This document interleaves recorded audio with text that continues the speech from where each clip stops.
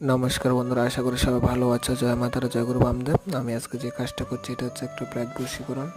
একটা অশরীরিক প্রেতকে ডাকে আনার কাজ করছি। আজকে হচ্ছে শনিবার, এখন বাজে হচ্ছে রাত 2:46। আমি একটু আগে মাত্র আসন টাসন পেতে বসলাম, সব কিছু নিয়ে বসলাম। এখানে দুধ কলা আছে, ধূপকাঠি, মোমবাতি, একটা কাছে একটা ত্রিশূল, সে যে অপঘাতে মারা গেছে তার একটা ছবি, হাড়, ত্রিশূল, সব কিছু নিয়ে বসেছে। আমি কাজটা মিনিমাম 3:30 পর্যন্ত বলবো, এরপরে প্রেত আসবে। তো তার সাথে আমার কিছু কথোপকথন হবে, তারপরে এই প্রেতটাকে আমি বশীকরণ করবো। কাজের জন্য করছি এটাকে, প্রেত বশীকরণ মন্ত্রটা। এই মন্ত্রটা খুব একটা পাওয়ারফুল মন্ত্র।